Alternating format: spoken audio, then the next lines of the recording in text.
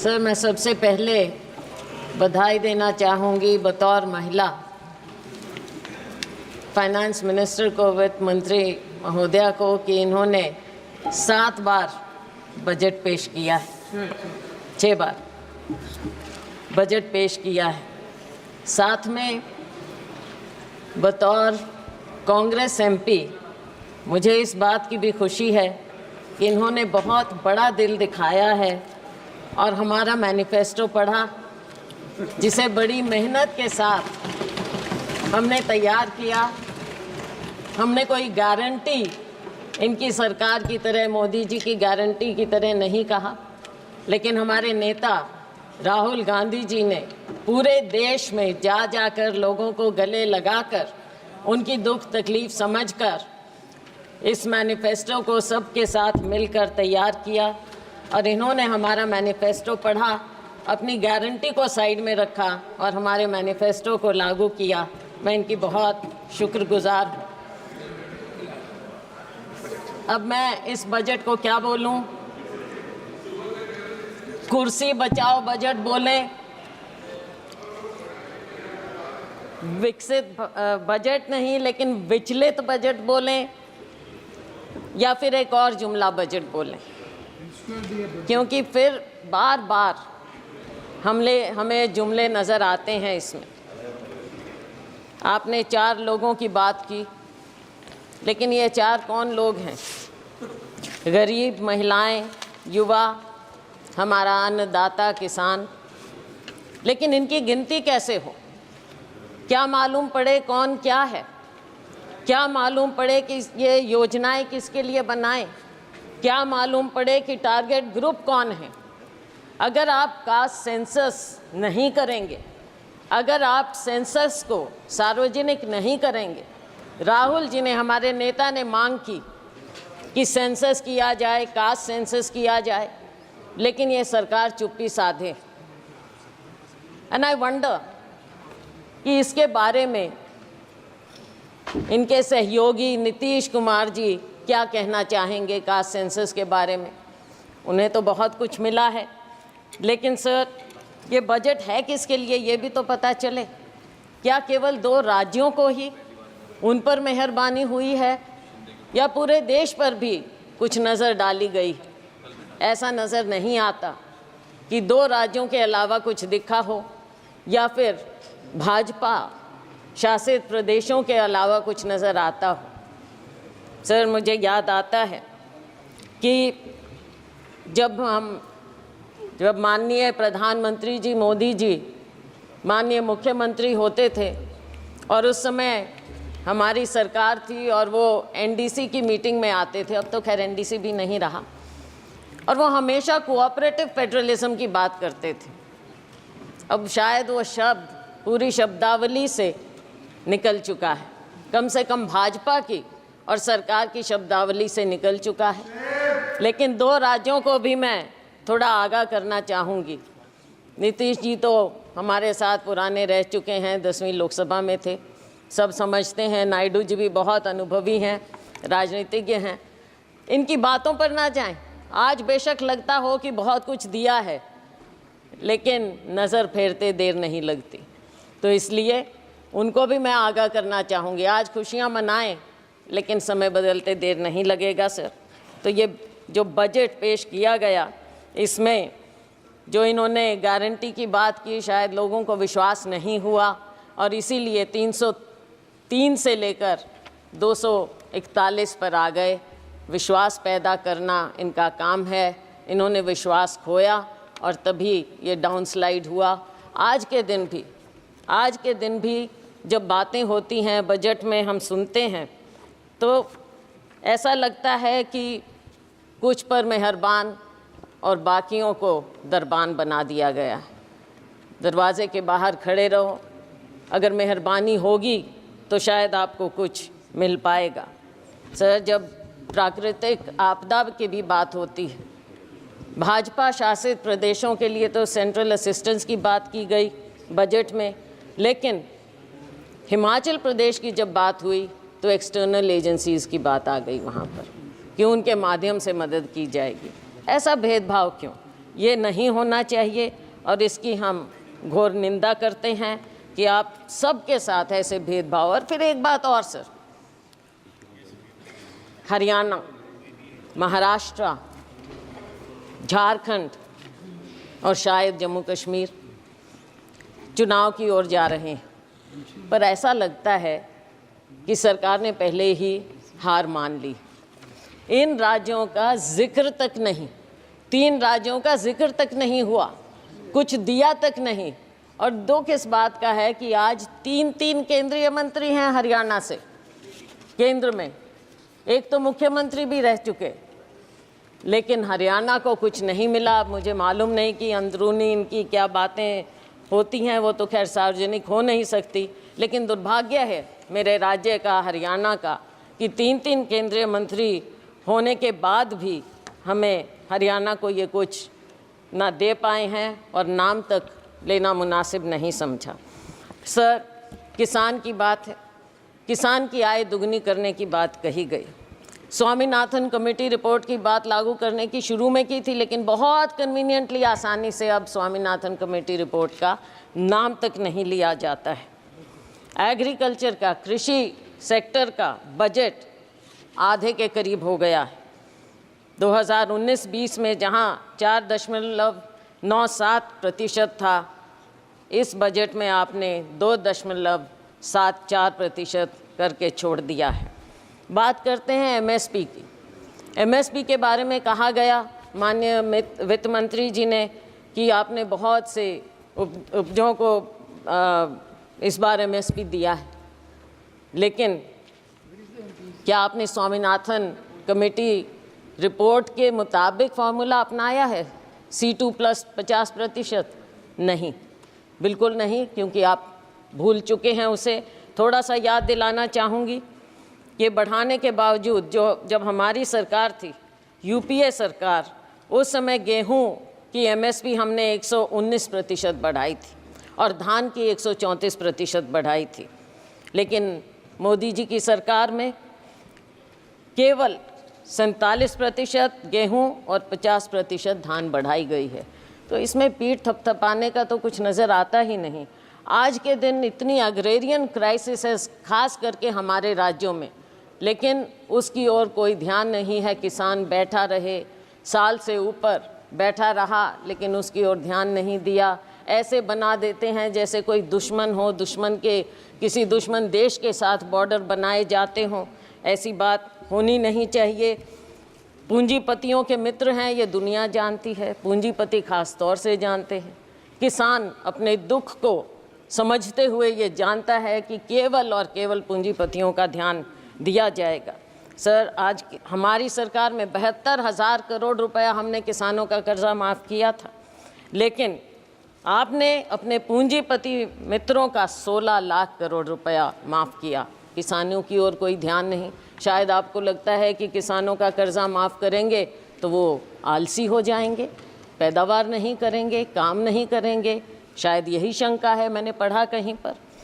और नाबार्ड के मुताबिक हर किसान औसतन 1.35 लाख रुपए के कर्जे में है। ये नाबार्ड का फिगर है, मेरा नहीं। तो साथियों, ऐसी बात नहीं, फिर से वही बात आ गई, मित्रों पर मेहरबानी और किसानों और मजदूरों से बेईमानी। बेईमानी मैंने इसलिए कहा कि शब्द यूज नहीं करना चाहिए। नाबार्ड का फिगर है ये? मैं हाँ जी, नाबार्ड। मैं ये इसलिए कह रही हूँ क्योंकि आपने समझौता किया किसानों के साथ, और लेकिन आपने वादा खिलाफ़ी की। हर बात में आपने वादा खिलाफ़ी की। कौन सा साल था? 2021, और आज कौन सा साल आ गया है, कौन सा समय आ गया है। किसान अपना दुख लेकर फिर भी बैठा है। किसान को आप उग्रवादी मत करिए, लेकिन आप उसको मजबूर मत कीजिए उग्र होने पर।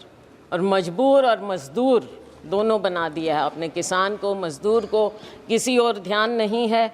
और इसके ऊपर एक और फसल बीमा योजना हमारे यहाँ अपने प्रदेश की मैं बात कर सकती हूँ।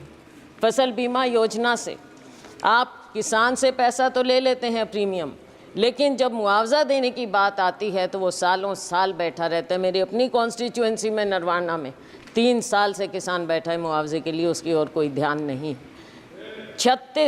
3,40,000 करोड़ रुपया आपको प्रॉफिट मिला है बीमा कंपनियों को, लेकिन जब किसान को देने की बात आती है तो वो दर दर भटकता रहता है, कोई उसकी ओर ध्यान नहीं। माननीय अध्यक्ष महोदय, किसान धरने पर बैठा रहा, 736 किसान शहीद हो गए, चले गए इस दुनिया से, लेकिन उनके बारे में एक भी शब्द नहीं बोला गया, ना उन्हें कुछ देने की बात की। आज भी हरियाणा और पंजाब शंभू बॉर्डर पर किसान बैठा है, मजबूर है, लोगों को आने जाने की भी तकलीफ़ है, लेकिन आप उस मजबूर किसान की ओर देखना तक नहीं चाहते और वो उस बॉर्डर पर बैठा है। किसान क्या मांग रहा है? आप एमएसपी देने की बात करते हैं, लेकिन बात तो लीगल गारंटी की है। इस वादे को क्यों नहीं याद करते? किसान को जब तक आप लीगल गारंटी नहीं देंगे उसके एमएसपी की, तब तक आप किसान के साथ इंसाफ नहीं कर सकते। और ये किसानों से आप पूछ लीजिए, हम जिस अन्नदाता की आपने बात की, अगर अन्नदाता कमज़ोर होगा तो ये देश कभी आगे पनप नहीं सकता, ना किसी का विकास होगा और ना ये विकसित भारत हो सकता अगर किसान और मजदूर इस तरह से मजबूर हो जाएगा। हमने अपने मैनिफेस्टो में उनको लीगल गारंटी की बात की। अगर ये हमारा मैनिफेस्टो का ये बिंदु भी पढ़ लेते तो बहुत अच्छा होता। सर, मज़दूरों की दयनीय स्थिति और ख़ास तौर से ग्रामीण मज़दूर की जो स्थिति हो गई, भारतीय जनता पार्टी के मोदी सरकार के 10 साल में मजदूरी वृद्धि केवल 1% हर साल की गई, उससे भी कम। और अगर मनरेगा की बात करें, मुझे दुख इस बात का हुआ कि मनरेगा का एक बार भी नाम नहीं लिया गया इस पूरे बजट में। और मनरेगा तो वो है जिसे आप पहले नकारते थे, फिर आपने समझा, आपने उसको अपनाया। बेशक हम पर कटाक्ष करके माननीय प्रधानमंत्री जी ने मनरेगा को अपनाया, लेकिन अपनाया। और अगर कोई सेवियर था कोविड में ग्रामीण क्षेत्र में तो वो मनरेगा था, और आप आज मनरेगा को भूल गए। मनरेगा बजट समय से याद ही नहीं रखते हैं। और गरीब को जब आप याद ही नहीं रखेंगे, मजदूर को ग्रामीण क्षेत्र में सबसे ज़्यादा बुरा हाल है। किसान का और ग्रामीण मजदूर का, खेती और मजदूर का चोली दामन का साथ है। आपने दोनों को भुला दिया है। देश कहाँ आगे जाएगा? केवल पूंजीपतियों के लिए। ग्रामीण क्षेत्र में भी आपने पूंजीपतियों को घुसा दिया, और वो भी बड़े बड़ों को। साइलोज वहाँ पर लग गए, वहाँ पे मजदूर भी। मंडियों में मजदूरों का बुरा हाल है। आज वो बेरोज़गार हो गए हैं, आज उनको 2-3 हज़ार रुपया महीने का मिलता है। मजदूर और दयनीय हो गया है, तो इस पर आपको ध्यान रखना चाहिए। न्यूनतम वेतन प्रतिदिन का 400 रुपया होना चाहिए। ये देश भर की डिमांड है, और हम कहते हैं कि हमारा समय आएगा, हम 400 रुपया ज़रूर करेंगे, और ये होना चाहिए। सरकार को इस बात को मानना चाहिए, गरीब की बात को मानना चाहिए, मनरेगा की बात को, कि न्यूनतम वेतन आप 400 रुपया करें। आप गरीब को भी 5 किलो अनाज देकर कृपया लाइन में ना खड़ा करें, उसे उसका हक दें, उसको ऊपर उठाने की बात करें, ना कि केवल आप कहते हैं कि 80 करोड़ रुपए लोगों को दे रहे हैं। तो क्या 80 करोड़ लोग लाइन में लगे रहेंगे? हमेशा गरीब रहेंगे और अमीर होता जाएगा, जीडीपी बढ़ता जाएगा। किसके लिए? केवल आंकड़ों के लिए।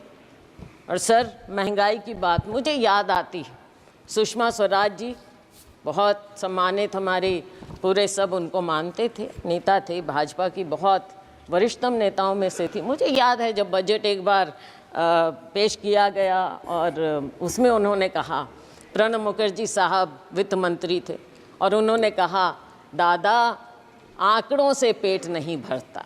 मैं ये याद दिलाना चाहूँगी सत्ता पक्ष को कि आंकड़ों से पेट नहीं भरेगा। गरीब को, युवा को रोज़गार चाहिए, गरीब को वेतन चाहिए। गरीब को केवल 5 किलो अनाज देकर आप पंक्ति में, आखिरी पंक्ति में खड़ा मत कीजिए। महंगाई पर नियंत्रण लाइए। महंगाई पर नियंत्रण आप क्यों नहीं कर पा रहे हैं?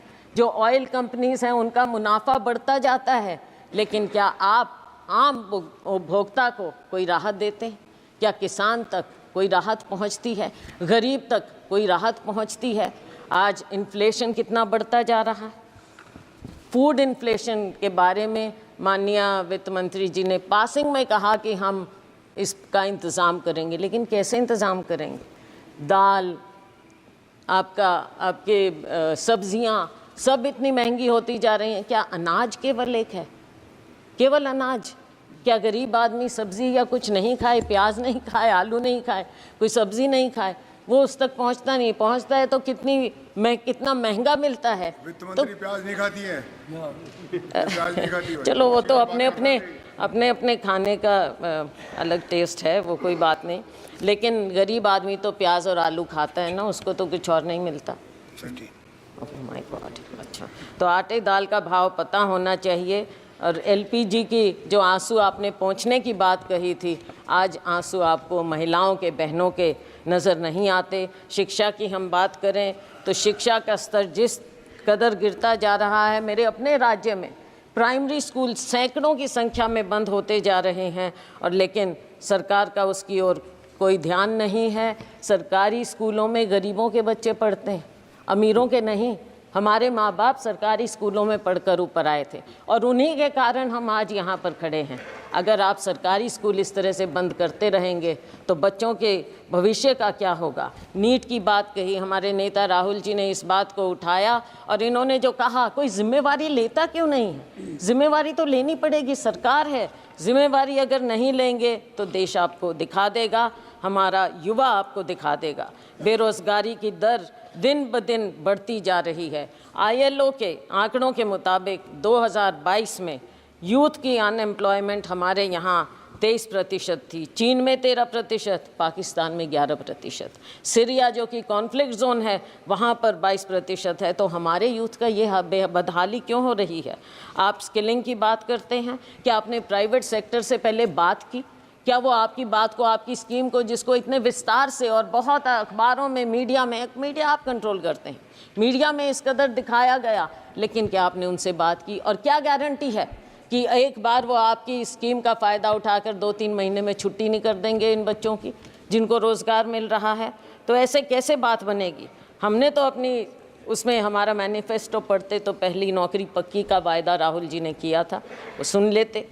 केंद्र में 10 लाख वैकेंसियाँ हैं, हरियाणा में 2 लाख वैकेंसियाँ हैं, उनको क्यों नहीं भरने की बात की जाती? और बैकलॉग है SC BC का, उनकी और आपने बिल्कुल ध्यान ही नहीं दे रहे हैं। बैकलॉग को भी तो भरिए। और अगर ये प्राइवेट सेक्टर इतना ज़्यादा आएगा, वहाँ पर क्या आपने आरक्षण किया है? कहाँ जाएंगे हमारे लोग? रेलवेज़ में आपने जो सबसे बड़े डिफेंस रेलवेज़, यहाँ पर मिलता ही नहीं है, रोज़गार ही नहीं मिल रहा है, आपने बंद कर दी हैं सब नौकरियाँ। तो हमारे लोग, युवा कहाँ जाएगा? स्किल इंडिया का क्या हुआ? आज के दिन बेरोज़गारी इस कदर आपके सामने मुंह बाय खड़ी है, और आपको अगर नज़र नहीं आता तो आपको आने वाले जो ये चुनाव होंगे इन राज्यों में आपको नज़र आ जाएगा। वैसे जो अभी उपचुनाव हुए उसमें भी आपको नज़र आ गया होगा। तो साथियों, जब बेरोज़गारी इतनी बढ़ती है तो गलत आदतें भी बढ़ जाती हैं। मेरे अपने राज्य में, मेरे अपने यहाँ सिरसा, हिसार, अम्बाला, पूरे हरियाणा में नशा बढ़ता जा रहा है। कहाँ हरियाणा था? हमारे यहाँ बोलते हैं देसा में देश हरियाणा, जित दूध दही का खाना। लेकिन आज के दिन हरियाणा तो ऐसा हो गया, ऐसा देश हरियाणा हो गया है जहाँ पे अपराध और नशे का ठिकाना बन गया है। कोई देसा में देश हरियाणा। सर 1-2 बिंदुओं पर और केवल मैं नज़र डालूंगी। अग्निवीर की बात है। अग्निवीर के खोखलेपन का पर्दाफाश राहुल गांधी जी ने यहाँ पर इस सदन में किया है। सरकार कितने ही टॉल क्लेम्स करे, लेकिन असलियत अगर आप ज़मीन पर जाएंगे तो आपको पता चल जाएगी। आपने 2 कैटेगरी बना दी है। अगर जो अफसर है और या जो साधारण जवान है सेना में, वो तो शहीद हो जाएगा, उसके परिवार को पेंशन मिलेगी। और जो गरीब का बेटा है, गरीब का बेटा केवल अग्निवीर कहलाएगा, केवल नाम मिलेगा उसे, और क्या मिलेगा?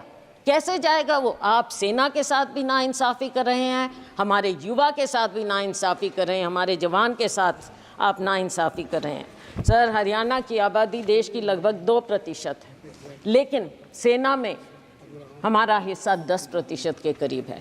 आज के दिन आपने क्या इंसेंटिव छोड़ दिया है हमारे युवाओं के लिए? कुछ नहीं छोड़ा। ये योजना पूरी तरह से युवा विरोधी है, जवान विरोधी है और सेना विरोधी है। हम डिमांड करते हैं कि आप अग्निवीर योजना को इमीडिएटली ख़त्म कीजिए और जय जवान जय किसान के नारे को फिर से बुलंद कीजिए। किसान को भी खुशहाल करिए, जवान को भी खुशहाल करिए। सर, SCBC की बात मैंने कही, ना बैकलॉग ख़त्म किया जा रहा है और ना नई नौकरियां मिल रही हैं, ना प्राइवेट सेक्टर में कुछ इनके लिए है, और ना इनकी scholarship, pre matric post matric scholarship के साथ जो जिस तरह से नाइंसाफ़ी की जाती है, समय पर बच्चों को दिया नहीं जाता। हरियाणा में मेडिकल 9,000 से ज़्यादा 10,000 के करीब स्टूडेंट थे, 3-4 साल से नहीं दी उनको स्कॉलरशिप। जब चुनाव आया तब आपने रिलीज़ की। इसमें भी राजनीति, गरीबों के साथ, हमारे SCBC के साथ भी राजनीति आप ऐसे करेंगे? क्या इतनी किल्लत है पैसे की कि आप गरीब से गरीब को उसकी स्कॉलरशिप नहीं देना चाहते? डॉक्टर अंबेडकर स्कॉलरशिप से आगे बढ़े थे। डॉक्टर अंबेडकर इकोनॉमिस्ट थे, लेकिन अगर आप बच्चों को मौका ही नहीं देंगे, वो कहाँ से आगे निकलेंगे? माननीय कहाँ से वो सदस्य, शाइन ये करेंगे? संसद है, हरियाणा विधानसभा नहीं है, सर। इसका जवाब कैसे देंगी? सर, बजट है। सर, बजट तो है।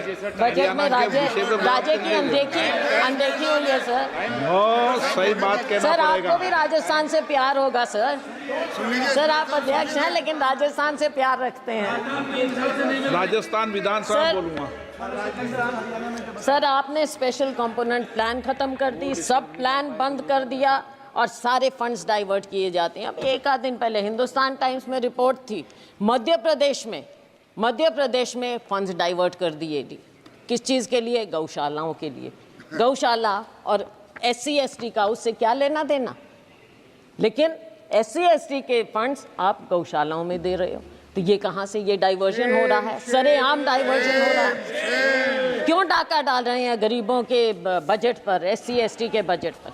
सर, जहाँ तक कि हेल्थ की बात है, हेल्थ का एक्सपेंडिचर भी गिरता चला जा रहा है और पिछले समय में 2% के करीब आपने 2 साल बजट एस्टिमेट्स में और एक्सपेंडिचर में फ़र्क आ गया है सर, तो आगे वो गिरता ही चला जाएगा।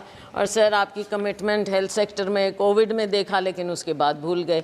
मैं एक और, आप सर बुरा नहीं मानना, अपना राज्य होता है, थोड़ा सा मेरे को बोलने दीजिए। सर, हरियाणा में माननीय प्रधानमंत्री जी ने फाउंडेशन स्टोन रखा था आयुष यूनिवर्सिटी का, क्या हुआ उसका? आज तक एक पत्थर नहीं लगा है कुरुक्षेत्र में, एक पत्थर। माननीय वित्त मंत्री जी पता करें। और सर, सिरसा में मेडिकल कॉलेज का नींव पत्थर माननीय प्रेसिडेंट साहब ने, राष्ट्रपति महोदया ने रखा, वहाँ भी टेंडर तक नहीं हुआ है। तो कैसे होगा? ये हेल्थ के प्रति है। आप बच्चों के बारे में एक शब्द नहीं। कुपोषण सबसे ज़्यादा हमारे ग्लोबल हंगर इंडेक्स के मुताबिक 2023 के मुताबिक 125 देशों में इंडिया की दर 111 है। पिछले साल 107 थी, इस साल 111 पर हम आ गए हैं। भूखमरी, कुपोषण बच्चों के लिए क्या हो रहा है? अब वर्किंग महिलाओं की बात, अगर हमारी बात सुन लेते, राहुल जी ने प्रॉमिस किया कि हर गरीब परिवार में हम एक महिला को 1 लाख रुपया देंगे। अगर आप दे देते महिलाओं का तो अपने आप उद्धार हो जाता। थोड़ा सा सुन लेते, हमारी थोड़ी बात मान लें, इसमें कोई शर्म की बात नहीं है। आपके पास आइडियाज़ नहीं हैं, हमारे पास हैं, हमारे आइडियाज़ ले लें, सुझाव ले लें, तो देश का भला हो जाएगा, बहुत भला हो जाएगा। हमारे पूर्व मुख्यमंत्री जी यहाँ पर अब मंत्री हैं, बहुत बढ़िया उनके पास मंत्रालय हैं, लेकिन अगर शहरों की बदहाली, आप एक तो नाम बदलने का बड़ा शौक है, अब सिर्फ इसलिए क्योंकि JNNURM राजीव आवास योजना रखा, नाम से आपको थोड़ी दिक्कत है, शायद नफ़रत है, तो वो नाम बदल दिए स्मार्ट सिटी। अब सर, स्मार्ट सिटी फरीदाबाद में आप अगर 2 कदम पर है Faridabad, it is an overgrown urban slum. कहाँ से स्मार्ट सिटी है वो? किस हिसाब से? कचरे के ढेर हर जगह। और मिलेनियम सिटी गुड़गांव, खुद कॉलीग वहाँ से मंत्री, वहाँ से MP, 2 दिन पहले उनका इतना बड़ा इंटरव्यू छपा था कि वहाँ पर क्या बदहाली है गुड़गांव में, कचरा प्रबंधन की, आप उनकी ही बात सुन लें क्या हो रहा है। मैं उम्मीद करती हूँ कि आपस में कॉलीग्स जो माननीय पूर्व मुख्यमंत्री हैं वो अपने यहाँ पर कॉलीग की बात सुनेंगे, दूसरे फरीदाबाद में एक और कॉलीग हैं केंद्रीय मंत्री, उनकी बात सुनेंगे। इन शहरों का तो थोड़ा आप कल्याण करिए। मैं जानती हूँ आप हताश हो चुके हैं हरियाणा की तरफ से, लेकिन हरियाणा के लोगों का 10 साल आपको मौका मिला, कुछ तो कर दीजिए, कुछ तो कर दीजिए हरियाणा का। पीठ मत दिखाइए हरियाणा को। अच्छा, स्वच्छ भारत का कहीं जिक्र ही नहीं है, भूल गए। वो ऐनक भी फेड हो गई जो गांधी जी की आपने ले ली थी और हर दीवार पर चिपका दी थी, वो ऐनक भी अब नज़र नहीं आ रही है। पता नहीं क्या हुआ, वो कचरे में ही शायद उसको भी लिप्त कर दिया आपने।